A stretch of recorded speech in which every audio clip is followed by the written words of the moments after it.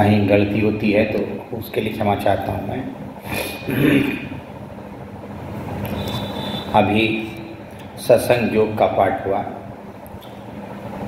और उत्तम भैया बड़ा बढ़िया से रामचरितमानस में संगति, सत्संगति और कुसंगति के बारे में भगवान श्री राम के वचनों का उल्लेख हम लोग पढ़े, उनका पाठ आया। हम लोग लगभग कुछ दिनों के बाद इधर कुछ विराम हो गया था, फिर एकत्रित हुए हैं। यह गुरु महाराज की महती कृपा है और विशेष करके उत्तम भैया को बहुत धन्यवाद देते हैं कि वह अपने विमल भैया को कि वह गुरु श्री महाराज के सानिध्य में रहकर और भाभी जी को भी कि वह अपने लिए कल्याण तो किए ही वहाँ रह करके, और हमारे मुर्शिदाबाद जिला सत्संग के जितने भी सत्संगी हैं उनके लिए भी कल्याण की बात उनसे भी उनके लिए भी प्रार्थना की है। ये बड़ी बात है और बहुत पुण्य की बात है। मैं गुरु महाराज से प्रार्थना करता हूँ विमल भैया इसी तरह से गुरु महाराज के चरणों में समर्पित रहे और ताकि अपना भी कल्याण करे और हम लोग का भी कल्याण हो। तो अभी जो सत्संगति की बात आई, संत संगति की, तो हम लोगों को उस पर ध्यान देना चाहिए कि बिना अभी जो रामचरितमानस में जो एक पाठ की विमल भैया जो कुसंगति छोड़ने की बात आई और संत सुगति यानी सुसंग करने की बात आई, तो जब तक हम लोग सुसंग नहीं करेंगे तब तक हमारा कल्याण असंभव है। सुसंग तभी हो सकता है जब हम संतों के सानिध्य में रहेंगे। और संतों का सानिध्य कैसा होता है, एक संत कैसा होता है, रामचरितमानस में भगवान राम नारद मुनि को समझा रहे हैं, कह रहे हैं 60 विकार जीत अनख अकामा, 60 विकार जीत अनख अकामा, अचल अकिंचित सुचि सुखधामा। कितना बढ़िया बोले हैं भगवान श्री राम नारद मुनि को। एक संत का जो लक्षण होता है वह कैसा होता है। 60 विकार, ये 60 विकार मतलब 6 विकार के बारे में कहा। जो संत होते हैं ये 6 विकारों से रहित होते हैं। वह 6 विकार है क्या कि 60 विकार जित अनग अकामा, वह 60 विकार है काम क्रोध लोभ, काम क्रोध लोभ मद मोह और मात्सर्य। ये 6 काम है, ये 6 दोष है, 6 विकार है, 60 विकार जो संत इससे रहित रहते हैं। तो पहला तो काम है जो आसक्ति होती है, इसका मतलब आसक्ति होती है, वह संत आसक्त नहीं होते हैं, सभी आसक्तियों से वह दूर रहते हैं, यह भी एक विकार है। और क्रोध, उसमें गुस्सा नहीं होता, गुस्सा से भी रहित होता है। और आप लोग जानते ही, क्रोध जानते ही हैं, काम क्रोध लोभ जानते ही हैं। आसक्ति को हम लोभ करते हैं, हमें किसी भी चीज में आसक्ति होती तो लोभ हो जाती है। और है मद, मद मतलब होता है यहाँ पर आप लोग जानते ही होंगे, मद मतलब होता है घमंड। यहाँ पर भगवान राम कहते हैं कि संत जो होते हैं वह घमंड रहित होते हैं और उसमें मोह नहीं होता और मात्सर्य नहीं होता। मात्सर्य मतलब यहाँ पर है कि द्वेष और घृणा की भावना संत में नहीं होती है। और ये 6 जो विकार हैं और 6 विकार जिसमें नहीं है वह समझिए वह संत हैं। और हमारे गुरु महाराज में आप देखिए कि एक भी विकार आपको नहीं मिलेगा। ये बहुत बड़ा बात है। और हम ऐसे गुरुदेव के, ऐसे संत के हम लोग संतान हैं, ऐसे भक्त हैं। और ये कहता है कि वह जो है अनघ अकाम, अनघ जो है वह निष्पाप होता है, निष्पाप वह पाप से रहित होते हैं। यह भी अनघ अकाम, जिसमें काम की वासना नहीं होती है, उसमें आसक्ति नहीं होती है। अनघ अकामा और अचल, वह अस्थिर रहते हैं। संत अस्थिर होते हैं, वह चंचल नहीं होते। और अकिंचन, वह जो है धन का त्याग करने वाले होते हैं। वह अकिंचन मतलब वह द्रव्य के पीछे, धन के पीछे नहीं भागते हैं। और उससे भी बड़ी बात उन्होंने बोला कि शुचि सुख धामा, कि जो संत होते हैं वह शुद्ध होते हैं, पवित्र होते हैं और सुख होता है। तो ऐसे संत, ऐसे लक्षण और इस तरह के जो लक्षण जिस व्यक्ति में पाया जाता है वह संत कहलाता है। और संत की महिमा और गुरुदेव की महिमा अपने लोगों से छिपी हुई नहीं है। कि जिसने भी गुरुदेव के चरणों में समर्पित किया उसका जीवन निहाल हो गया। एक उंगली माल डाकू एक महात्मा से मिलकर महात्मा बन गए। एक छोटा सा लघु कथा विमल भाई मैं सुनाता हूँ, पढ़े थे कहीं पर, कि एक सत्संग की महिमा क्या होती है और संतों की महिमा क्या होती है, उस पर मैंने उसी के बारे में बताया गया। ये लघु कथा एक है कि एक चोर था और वह चोर का अंतिम समय आ गया, तो अपने पुत्र को बुलाया और बोला कुछ इसको शिक्षा देने की बात, शिक्षा देते हैं। एक चोर और वह अपने पुत्र को शिक्षा देने की बात कर रहे हैं। ये एक आश्चर्यजनक चीज है कि वह दो बेटे थे, उसको बुलाया, बोला गया देखो बेटा, चोर का बेटा तो आप जानते ही हैं, वो बहुत मुश्किल से ही अच्छे होते हैं, तो वो भी चोरी सीख लिया था, वो भी चोरी था। कहा कि देखो तुम दो चीज को कभी भूलना नहीं, किसी के घर में अगर चोरी करना, अगर पकड़ा जाना तो तुम कबूल नहीं करना, पहली बात कि हम चोरी किए। और दूसरा था कि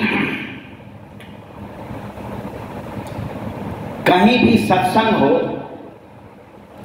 और कहीं भी धर्म कथा की बात हो तो वहां नहीं जाना और उसकी बात को नहीं सुनना, नहीं तुम्हारा जो है बेड़ा गर्क हो जाएगा।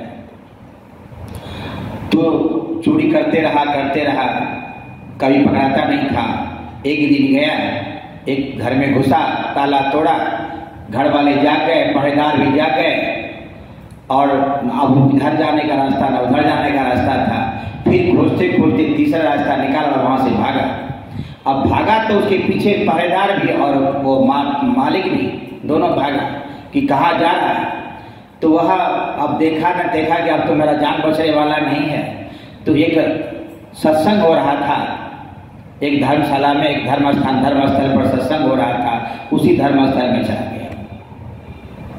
आप धर्मस्थल में चला गया तो कहा कि अब दोनों भाई था, कहा कि उसको पिता की बात आ गई कि भाई तो धर्मस्थल में तो नहीं आना था, तो कम से कम धर्म की बात हम नहीं सुनते हैं। तो उसने कान में उंगली डाल ली, कहा कि धर्म की बातें नहीं सुनेंगे तो हम क्या, हमारा कुछ होगा नहीं। तो कान में उंगली डालते ही उसको एक शब्द सुना ही दिया है कि कोई देवी देवता का परछाई जो है वह नहीं होता है।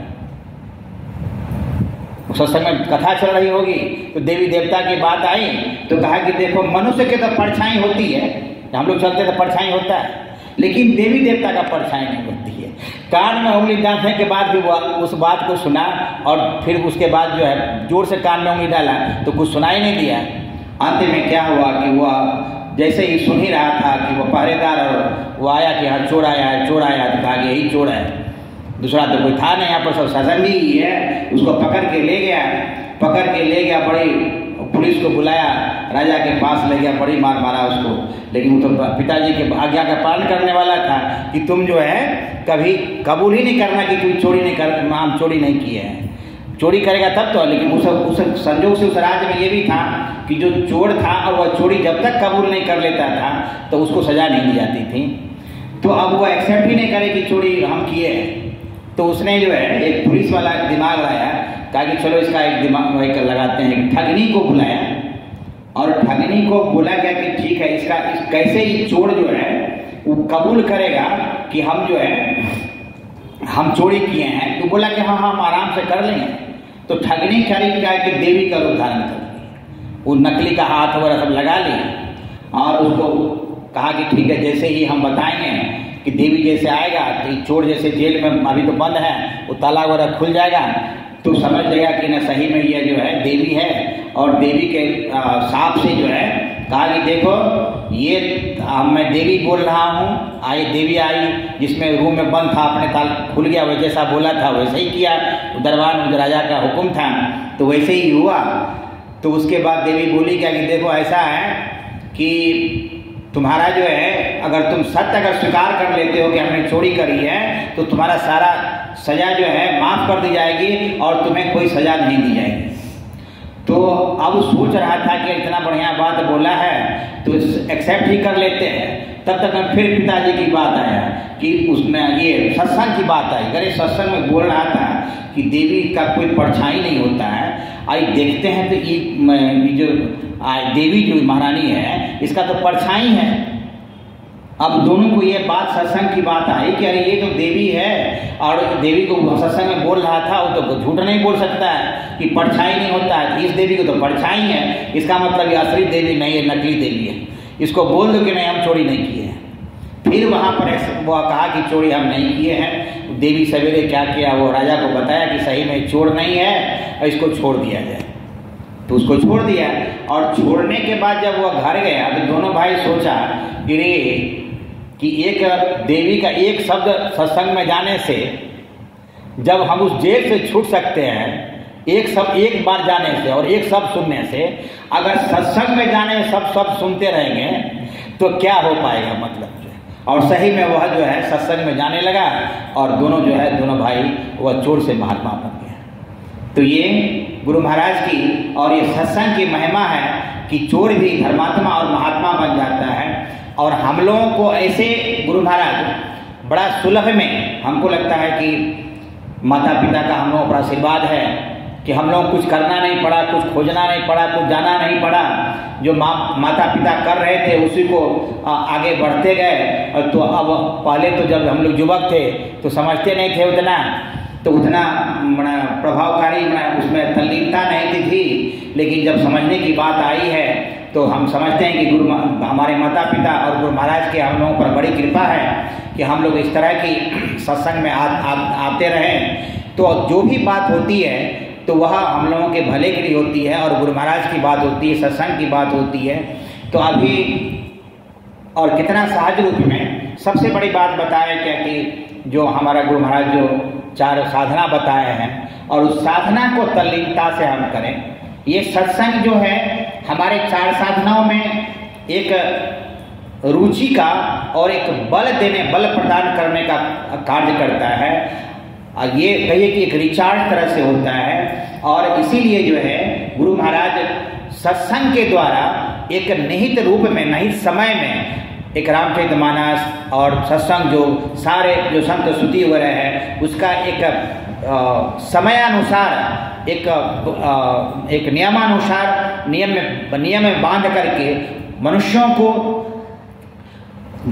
अपने धर्मों पर चलकर और वह 4 जो साधन बताए हैं उस पर आगे बढ़कर जो है वह गुरु महाराज कहते हैं चलने के लिए। तो अभी सत्संग योग में जैसे आया कि हमें ध्यान जो है वह नशाग्र में करना चाहिए। तो नशाग्र आप लोग जानते ही होंगे और हमको लगता है सारे लोग जानते हैं और वहाँ करते ही हैं। तो हम लोगों को प्रयास करना चाहिए। ऐसे संभव नहीं हो सकता जब तक नशाग्र में ध्यान तभी हो पाएगा जब तक हम मानस जप और मानस ध्यान नहीं कर पाएंगे। हमारे गुरु सभी जी महाराज जो भगवती जी भगत महाराज जी है, बड़े अच्छे से इसको बतलाते हैं कि वह जब हम जाप करें तो जाप में भी बीच में हम और गुरुदेव रहें, और इस बीच में उस जाप रहे और हम रहें, उस बीच में कोई नहीं रहे। उसी तरह से मानस ध्यान जब हम करें तो बस गुरुदेव और हमारे बीच में कुछ ना रहे, तो हमारा जो है वह जो जाप है, जो हमारा साधना है, वह साधना हमारा कारगर होगा और हम धर्म में आगे बढ़ते रहेंगे। और यहाँ के लिए ही नहीं, सिर्फ इस लोक के लिए नहीं, हम जब परलोक में जाएं, यानी इस जीवन के बाद भी हमें सुख और शांति मिले, और इस 4 साधनाओं के द्वारा हम इस जीवन में सुख तो रहेंगे, सुखी रहेंगे ही रहेंगे। उसके बाद भी गुरु महाराज कहते हैं कि इसके बाद भी परलोक में भी, माने इस दूसरे जन्म में भी हमें सुखी का अनुभव होगा और हम सुख को प्राप्त करेंगे। तो उससे पहले क्यों नहीं कि इसी जन्म में जो है हम दूसरे जन्म का इंतजार क्यों करें, इसी जन्म में क्यों नहीं हम गुरु महाराज के चरणों में अपने आप को समर्पित करें। हम जो मानस जप, मानस ध्यान, ऋषि साधन और सुरसप योग चारों करके हम ब्रह्म को ब्रह्म में एकत्र, ब्रह्म में ही ब्रह्म लीन हो जाएं। हम जीव हैं ईश्वर के, और ईश्वर उस अंश में हमें मिल जाएं तो हमारा सारा विकार दूर हो जाएगा। इसी शब्दों के साथ मैं अपनी वाणी को विराम देता हूँ और गुरु महाराज से प्रार्थना करता हूँ कि इस सत्संग में जितने भी सत्संगीगण आए हुए हैं उन पर कृपा वर्षा कर उनका इहलोक और परलोक दोनों संभालें, ताकि उसका जीवन सुख शांतिमय और साधनों में मन लगे और अपने जीवन को धन्य धन्य धन्य धन्य कर लें। इस शब्दों के साथ मैं अपनी वाणी को विराम देता हूँ और एक बार फिर गुरु महाराज के चरणों में मैं प्रणाम निवेदित करता हूँ। सारे सत्संगी वृंद के चरणों में भी मैं प्रणाम निवेदित करता हूँ। बोलिए प्रेम से श्री सद्गुरु